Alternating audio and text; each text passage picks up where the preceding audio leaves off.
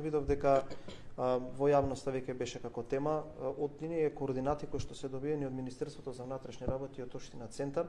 Воопшто не се офатени булеварите или улиците околу собранието, стрикно само во дворот на собранието, односно влезот при главниот влез, при споредните влезови, при јавниците и така натака.